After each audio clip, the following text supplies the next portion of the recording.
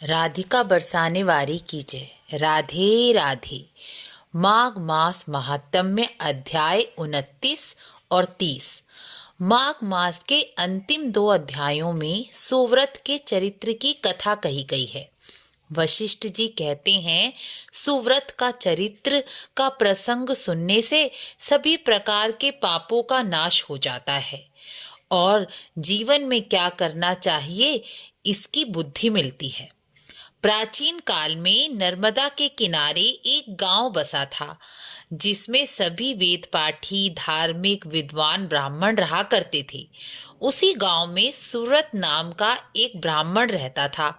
वह वेदों का ज्ञाता था, धर्म शास्त्रों और पुराणों के अर्थ का ज्ञान रखने वाला था।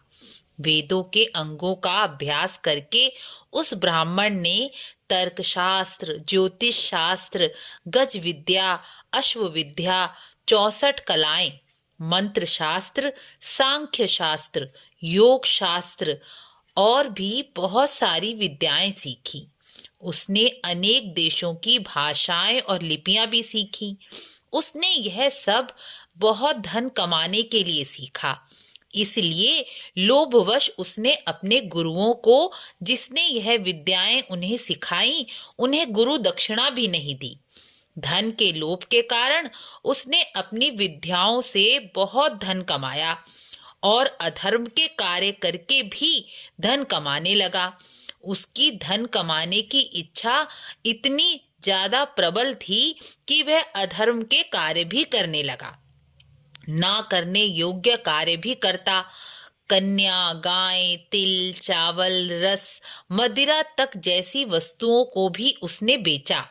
ब्राह्मण होने के बाद भी धन कमाने के लिए उसने कई अधर्म के कार्य किए। ब्राह्मण होने के कारण ना लेने योग्य दान भी उसने लिया।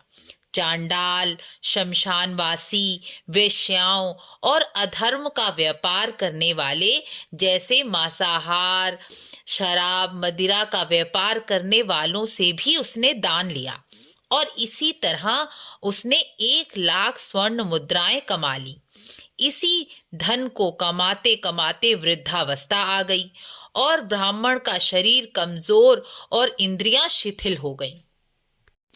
आंख से ठीक से दिखाई नहीं देता, कान से ठीक से सुनाई नहीं देता और शरीर कमजोर होने के कारण उठने बैठने चलने में भी परेशानी होने लगी। लेकिन मन से लोभ नहीं जा रहा था और धन ना कमाने के कारण वह दुखी भी रहने लगा। एक दिन यही सोचते सोचते उसकी बुद्धि में विवेक जागृत हुआ और वह सोचने लगा, मैंने अपना पूरा जीवन धन कमाने और इकट्ठा करने में लगा दिया और धन इकट्ठा भी कर लिया, लेकिन मेरे मन को फिर भी शांति क्यों नहीं है? मैं संतोष क्यों नहीं पा रहा? मेरी मन की इच्छा कम क्यों नहीं हो रही है और ज्यादा से ज्यादा धन कमाने की इच्छा अब भी क्यों हो रही है? उस धन का इस अवस्था में मैं क्या करूंगा? जिस प्रकार बूढ़ा होने पर दांत टूट जाते हैं, सिर के बाल पक जाते हैं, पैरों में पहले जैसी शक्ति नहीं रह पाती, लेकिन मन की कामना तृष्णा वैसी की वैसी रहती है। उसे आज भी और ही चाहिए। इस तृष्णा की शांति किस प्रकार हो? मैं यह धन मृत्यु के पश्चात अपने साथ भी नहीं ले जा सकता। क्या करूं? कैसे मेरे मन को शांति प्राप्त हो? यह सोचते सोचते वह रोने लगा और उसकी बुद्धि में अचानक एक विचार आया कि इस धन को अपनी सद्गति करने में लगाया जाना चाहिए। यही सोचकर उसने निर्णय लिया कि मैं सारा धन परोपकार में लगा दूंगा। जो मैंने अधर्म के कार्य किए हैं उनका प्रायश्चित करूंगा। और यह सोचकर वह सो गया। लेकिन रात्रि में चोर आए और उसे बांधकर सारा धन लूटकर ले गए। जब सुबह हुई और सारा धन लुटा हुआ उसने देखा तो वह बहुत पछताने लगा और रोने लगा। इतना अधर्म किया, इतने अधर्म कर्म करके कमाया धन जिसने उसका सारा जीवन ले लिया, वह भी उसके पास नहीं रहा। अब मेरी सद्गति किस प्रकार होगी। रोते रोते उसे अचानक एक घटना याद आई कि जब वह कश्मीर में लोभवश बहुत अधिक धन कमाने की इच्छा से गया हुआ था, तो वहां कुछ ब्राह्मण शास्त्रों के श्लोक पढ़ रहे थे, जो इस प्रकार थे कि माघ मास में शीतल जल के भीतर डुबकी लगाने वाला मनुष्य पाप मुक्त होकर स्वर्ग लोक में चला जाता है। शास्त्रों के श्लोक में पूरा विश्वास रखकर ब्राह्मण बोला, अब तो मैं माघ स्नान ही करूंगा। ऐसा निश्चय करके उसने 9 दिन तक नर्मदा के शीतल जल में स्नान किया और भगवान के नाम का जप किया।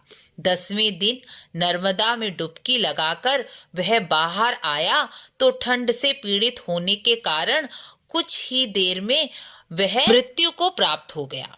उसी समय एक दिव्य विमान आया और माघ स्नान के प्रभाव से उसे दिव्य रूप प्राप्त होकर वह ब्राह्मण विमान में बैठकर चला गया।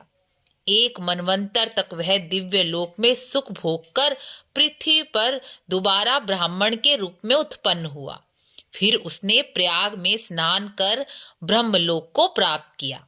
इस प्रकार माघ मास का अंतिम अध्याय पूर्ण हुआ। मेरी वाणी से कोई त्रुटि हुई हो तो क्षमा करना। माघ मास की अंतिम दिन माघी पूर्णिमा को अवश्य स्नान और दान करना।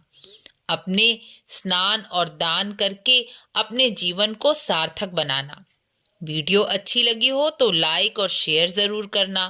राधे राधे।